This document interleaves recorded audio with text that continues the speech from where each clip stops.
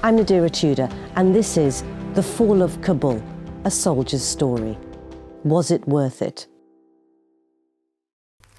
I think we'll start with what you were doing when you heard that Kabul had fallen. So when I heard that Kabul has fallen, I was actually deployed in Middle East. So I was shocked, devastated, because I was just there from late 2019 to late 2020. So I know that there was a plan of a gradual move of the mission, and having the Afghan government taking over responsibility for their security. But to have that news up front that Kabul has fallen, it was extremely surprising. So I actually received emails from my fellow AFPAC hand advisors, and even from my mentors, stating that they were also shocked. So it was indescribable for me. So why do you think you felt like that? What was going through your mind? Well, just to go back to my background, I've been to Afghanistan at least 7 times. Did 5 one-year tours. 2 of those tours were a back-to-back 1-year deployment. So I've invested not just physically, but also emotionally, and I've had some really good relationship with the people, individuals that I work with in Afghanistan, not just with the local Afghans, but also with the military, international partners, contractors, and civilians. So I've invested a lot of both emotions, professionally, and personally as well. So when you got the news that Kabul had fallen, it really affected you? Yes, it did. Each stories by military members, civilians, or contractors, it's a little bit different. I'm pretty sure that they have sacrificed at some level for being there. For me, my dad passed away while I was deployed. My mom, my niece and nephew passed away. I was not able to go home. So I thought myself that with all those sacrifices I've had, both personally and professionally, and this is the outcome of that at my level. And I'm pretty sure that there are more individuals that's been there, spent a lot of time, that probably would feel the same way as I do.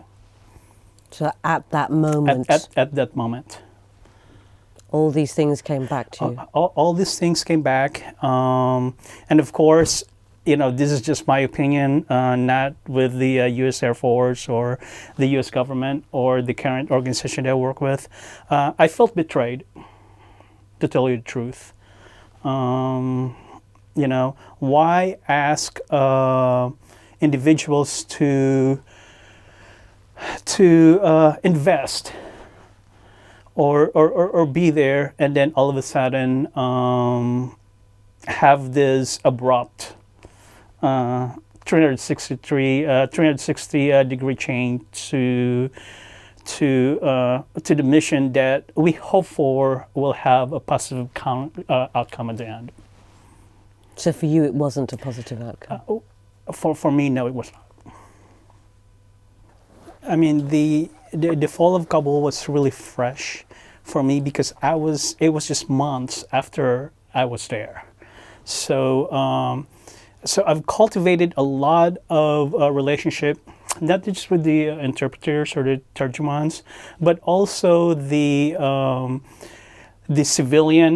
civilians that work for or work with at the ministerial levels, the militaries, and the stories that we've talked about, the personal information. Couple things that actually comes into my mind was one of my interpreters, both females. So the first one, I'm referring to my translator, the female translator, who was actually the sole provider of her family, and it was very, I wouldn't say weird, but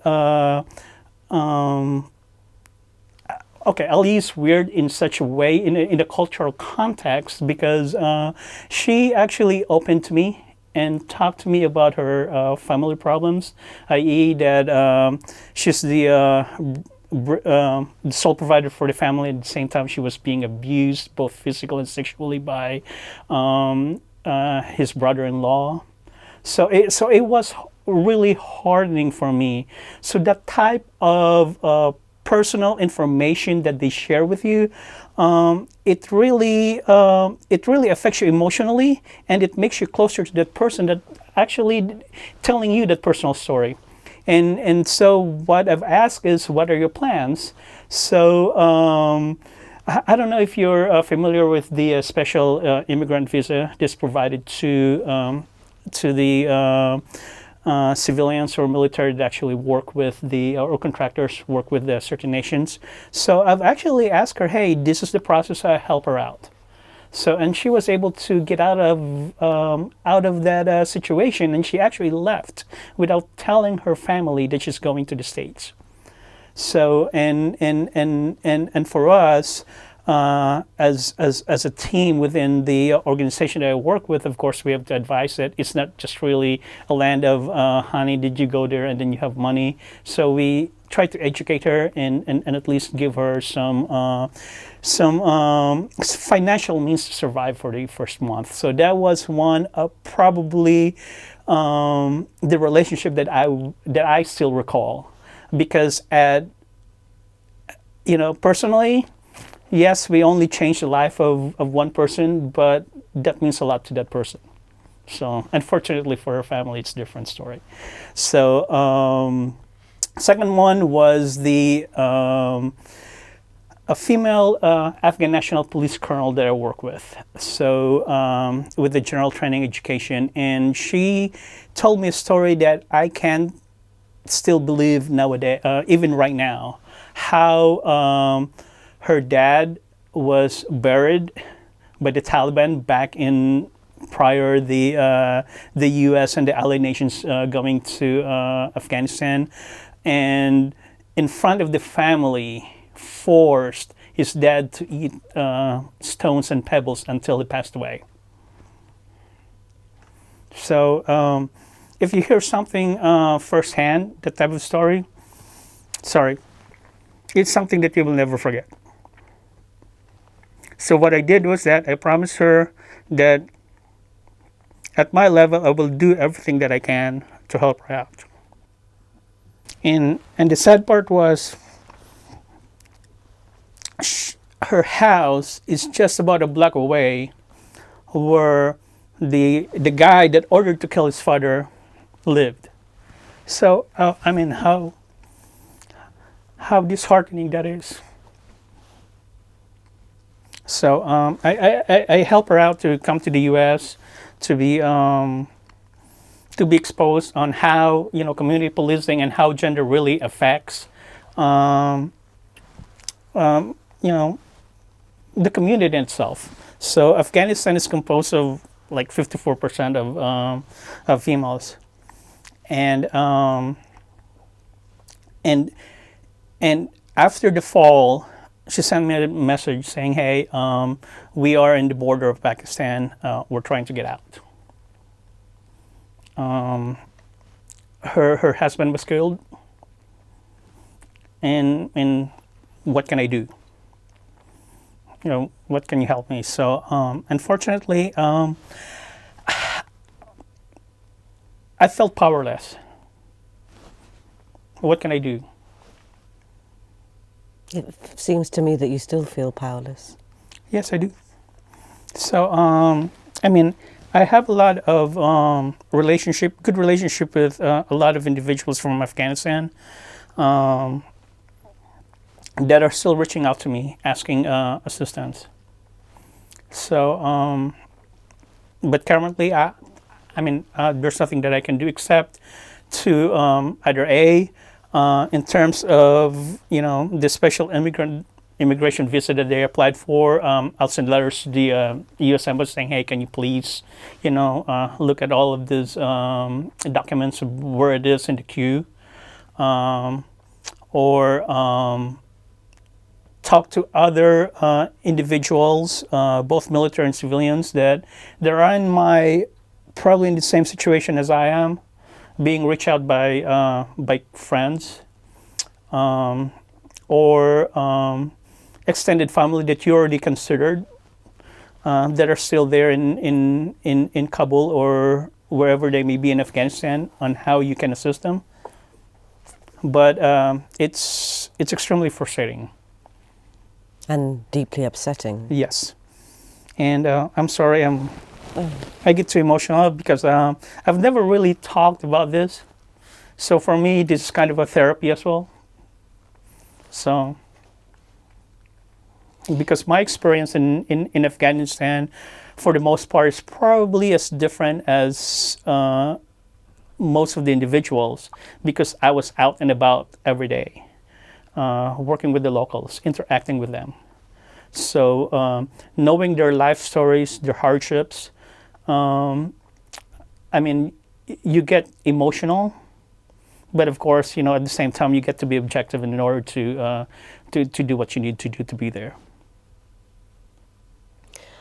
I think I'd like to understand a little bit, because I'm certainly feeling how really difficult this was for you. I'd like to understand why you joined the military initially, and what you thought then and what you think now. So in my background in the Air Force is an acquisition. So, I deal with money, resources.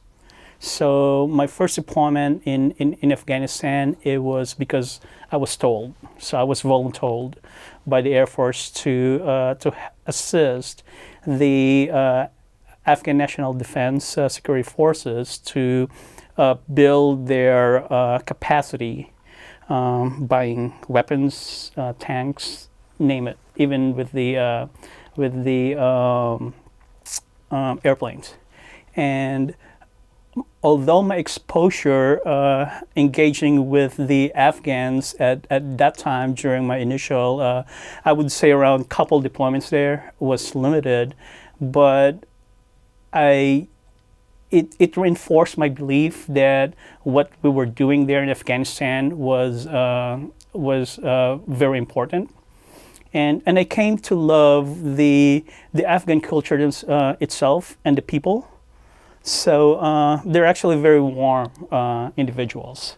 So for the following deployments, I actually volunteered, and I volunteered to be that AFPACAN program, where we actually go through a rigorous training, both language and cultural, and it enabled me to communicate more efficiently and work every day with them, and so I get to understand and have a different perspective at that level.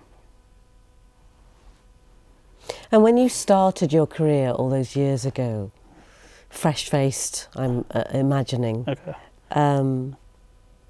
Did you come from a military family? What was the reason? So it's more of a tradition within my family. So my dad was in the Army. My sister actually was in the Air Force. My uncle was in the in the Navy. So I actually didn't intend to, to join the Air Force. So a friend of mine wanted to see a recruiter. It's like, hey, I wanted to join the Air Force, and then the recruiter asked me, hey, why don't you also join? And I told myself, why not? So and the Air Force has been great. It has provided me a lot of experience, not just with my free education, but the ability to actually experience working in Afghanistan, which very few people would be able to understand. I mean, they can just see it in the TV. Working with NATO, so I've been deployed in the Middle East as well. So the Air Force really has broadened my horizon and the ability to understand how, in a great scheme of things, really works. So, Were there poignant moments? Were there moments that stood out for you when you were deployed in Afghanistan, where you thought, I don't really know how to deal with this. I don't know why I'm here. Were there any moments that really stood out and affected you? danger is pretty much inherent to what we do in the mission that we had in Afghanistan. So most of it I've already came into terms with it. That if something happens, and unfortunately, it is what it is. But the sad part of that is when you go out on a mission, working with allied partners. I work with really young, early 20s, from UK, and it was their first time being away from the country, let alone in being in Afghanistan. So it's kind of heartbreaking to think of those what ifs.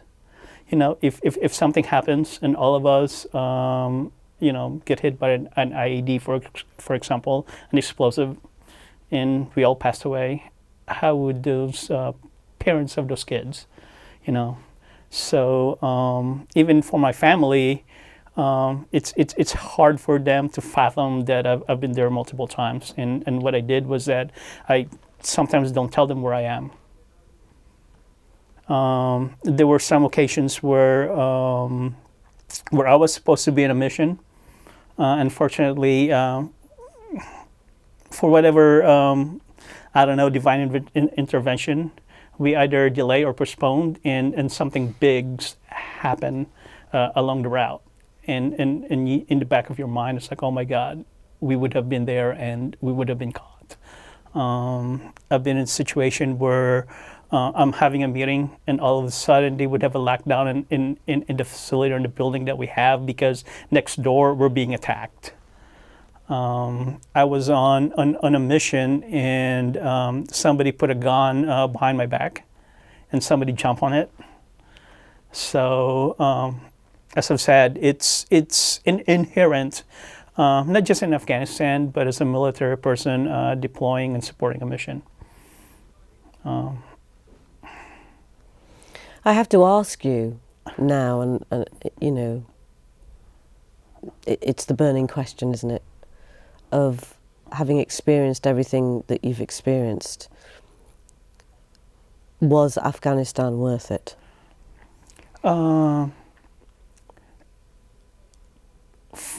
For all of the years that I've been there, the things that I've done, and the effort that actually people collectively as a community, both with the allied partners, NATO, the U.S., and everybody else, even the contractors.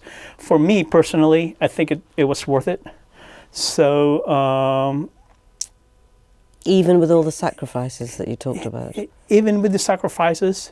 So I've, for example, my very first time when I went there, you go you go out into the city in Kabul, which I was allowed to at that time, and by the virtue of my job, you would see the progress that actually happened during those period. The ability for family to send their young girls to school, to see little children running in the street of Kabul. So it really warms my heart, and try to speak to you in English. So knowing that these kids will have a future. So I think it was worth it for me. And I think the hope that we gave them collectively, though fleeting as it may seem, and as a consolation, I mean, it meant a lot to a lot of people there in Afghanistan. So not just for the people individuals that I work with, that I assisted with, but also with other secondhand stories. How families are able to afford education, a little bit of healthcare. That most of us are able to eat 3 times a day. That most of us, we take for granted. Even access to water and sanitation.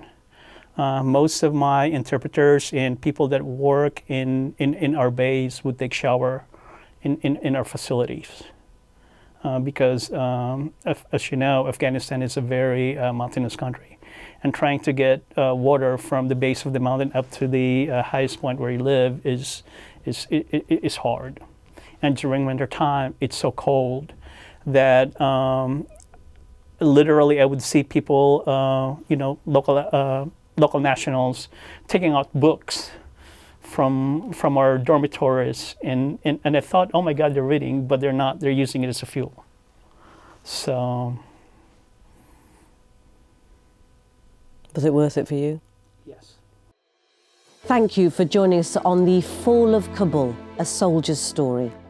For more episodes and in-depth exploration, visit us on YouTube and on podcast streaming platforms.